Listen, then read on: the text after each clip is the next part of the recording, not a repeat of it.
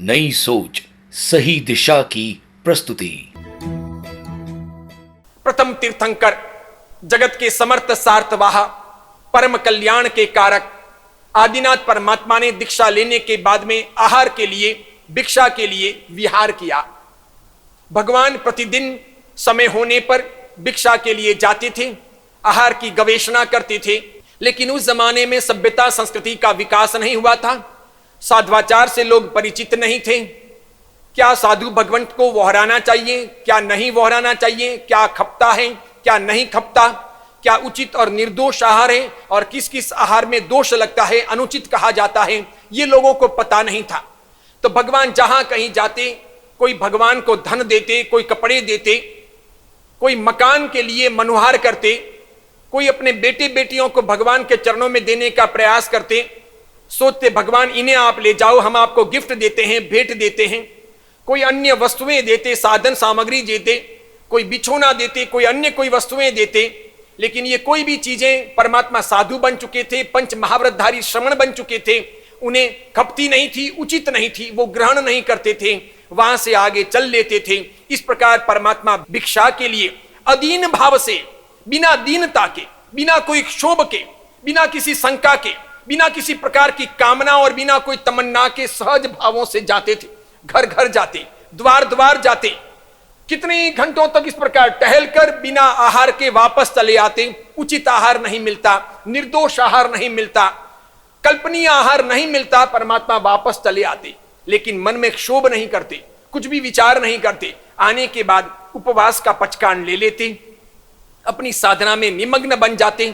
क्लिष्ट कर्मों को काटने की उनकी प्रक्रिया चलती रही। पुनः दूसरे दिन का सवेरा होता, समय होता, परमात्मा भिक्षा के लिए पुनः विहार करते, पुनः प्रस्थान करते, जाते, अदीन भाव से सब जगह गवेषणा करते। कुछ नहीं मिलता, खाली हाथों वापस चले आते। आकर पूरी समता भावना के साथ, बिना किसी प्रकार की दीनता के, अदीन भावों को अपने भीतर आप्लावित करते हुए परमात्मा पुनः उपवास का पचकान लेते।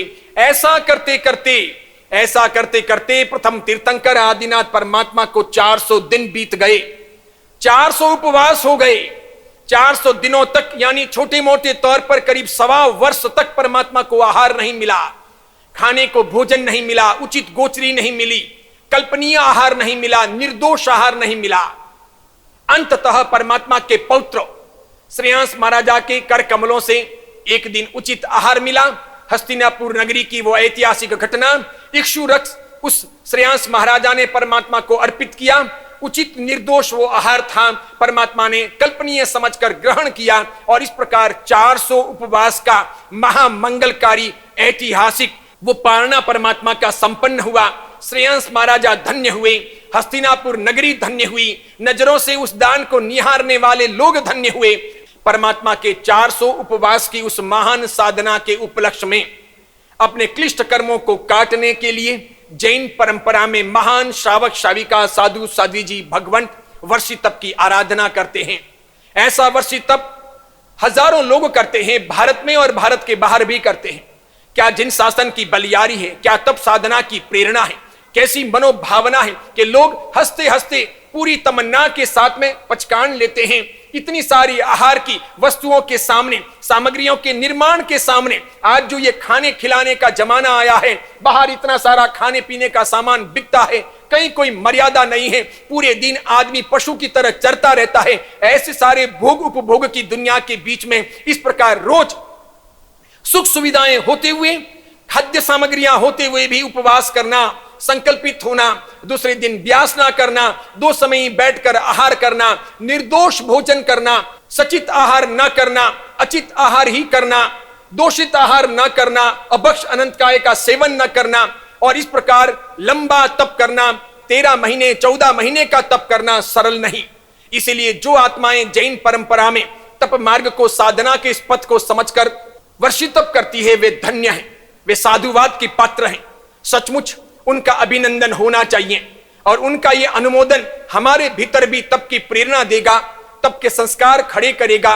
तप का अनुमोदन करने से, तपस्वी की भक्ति करने से तपस्या की प्रेरणा जगती है, तप करने का मन बनता है और जिनसे तपस्या न होती हो वे भी सरलता से तप कर सकते हैं, ऐसे योग बनते हैं।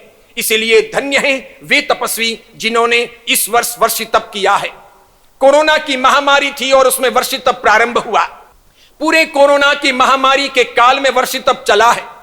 आज जहां जगह जगह रोग प्रतिकारक क्षमता खड़ी करने के गुणगान होते हैं, उसके लिए प्रयास होते हैं, नाना प्रकार की खाद्य सामग्रियां खाई चबाई जाती हैं, पूरे दिन चरा जाता है, कई प्रकार की दवाइयां गोलियां ली जाती हैं और बहुत ताकतवर भोजन करने के लिए बार बार कहा जाता है। ऐसी परिस्थिति में कोरोना के इस समय में एक दिन उपवास करना, दूसरे दिन व्यासना करना, कभी कभी बेला यानी छठ करना और इस प्रकार पूरे 13 महीने तक साधना करते हुए आगे बढ़ना सरल नहीं। जब चारों तरफ सब लोग खाते हो, खाने की बातें करते हो, ताकतवर शरीर को बनाना हो, रोग प्रतिकारक क्षमता खड़ी करनी हो, उसके लिए ये खाओ वो खाओ, ऐसा खाओ वैसा खाओ, ताकतवर चीजें खाओ, ये सभी कहा जाता हो और उसके बीच में कोई तपस्वी भोजन से दूर रहें, ममत्व से दूर रहें, अनासक्त भाव रखें, तपस्या करता चलें, आसक्ति न रखें आहार के प्रति, चिंता न करें कोरोना की महामारी की बीमारी की, और चिंता करें आत्मा की, चिंता करें कर्मों की निर्जरा की, चिंता करें भवांतर की, नए भव की, महान जीवन की। वे धन्य हैं। ये जिन शासन की बलिहारी है, ये जिन शासन का बहुत बड़ा भाव है, ऐसा सबको नसीब नहीं होता। तो जिन लोगों ने इस कोरोना के काल में वर्षी तप किया है, वे सब साधुवाद के पात्र हैं, वे अभिनंदन के पात्र हैं। उन्हें बहुत बहुत आशीर्वाद, हार्दिक शुभकामनाएं। वे और आगे बढ़ते चले जाएं, उनके जीवन में तप के संस्कार बने, वे साधना के अन्य अन्य आयाम उगाड़ते जाएं और जीवन का कल्याण करें, ऐसा हम हमारी ओर से आशीर्वाद देते हुए कामना करते हैं। यहां तमिलनाडु के ईरोड शहर में फलोदी के चचिया बचिया कोचर परिवार के 6 सदस्यों ने हमारी निश्रा में हमारी प्रेरणा से वर्षी तप की महान साधना प्रारंभ की थी। कोरोना का काल था, पचकान लिए थे, वे आगे बढ़ गए थे। धीरे धीरे उनकी साधना निर्विघ्न तरीके से देवगुरु धर्म की आशीष के आधार पर आज पूर्णाहुति के मुकाम पर पहुंची है। अब उनका पारना करीब है, उनको बहुत बहुत आशीर्वाद। अब आगे बढ़ते जाएं, सुंदर तरीके से जीवन का विकास करें, आपके जीवन का कल्याण हो, ऐसी मंगल कामना। अन्य सभी भारत के और भारत के बाहर के तपस्वियों के भी जीवन का कल्याण हो, उनका पारना भी निर्विघ्न संपन्न हो। जिन्होंने जहां बैठ करके भी जिन शासन की पद्धति के अनुसार, जिन शासन की मान्यता के अनुसार, जिन शासन के उपदेशों के अनुसार साधना की है, उन सबको भी भूरे भूरे आशीर्वाद। आप सबका कल्याण हो, आप सबके जीवन में सुख शांति और समाधि बनी रहे, ऐसी मंगल कामना।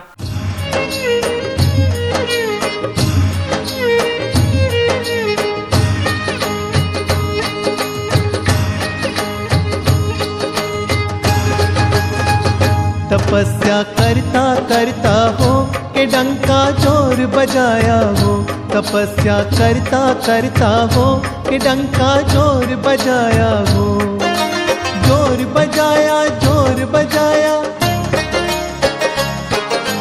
जोर बजाया जोर बजाया, डंका जोर बजाया। तपस्या करता करता हो के डंका जोर बजाया हो, तपस्या करता करता हो के डंका जोर बजाया हो।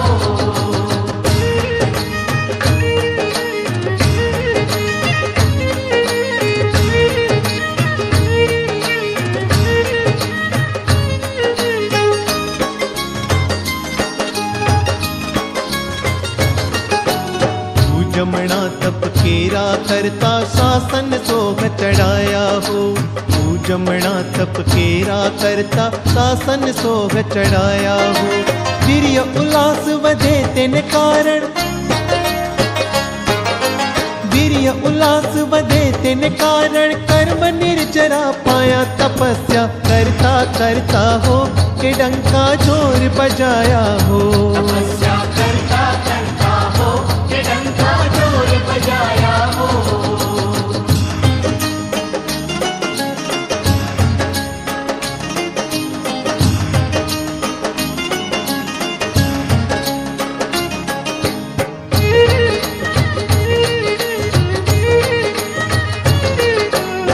सिद्धि अणिमाल दिमादिक तिमलब्धि अड़वीसा हो, अड़सिद्धि अणिमाल दिमादिक तिमलब्धि अड़वीसा हो।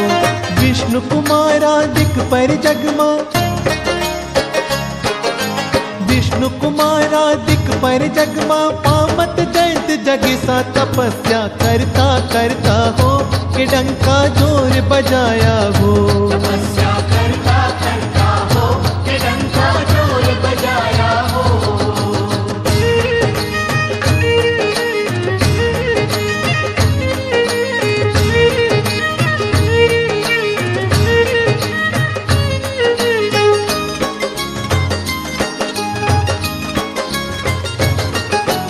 गौतम अष्टापद गिर चढ़िया तापस आहार कराया हो। गौतम अष्टापद गिर चढ़िया तापस आहार कराया हो। ये तप कर्म निकाचित तप वे, ये तप कर्म निकाचित तप में क्षमा सहित मुनिराया तपस्या करता करता हो कि डंका जोर बजाया हो। तपस्या करता करता हो कि डंका जोर बजाया हो।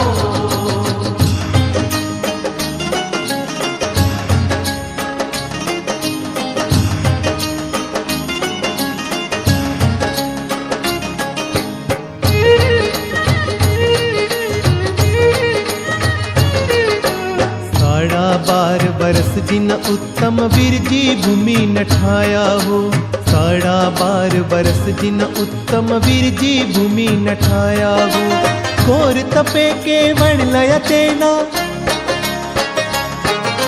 घोर तपे के वण लय तेना पद्म विजय न में पाया। तपस्या करता करता हो कि डंका जोर बजाया हो। तपस्या करता करता हो कि डंका जोर बजाया।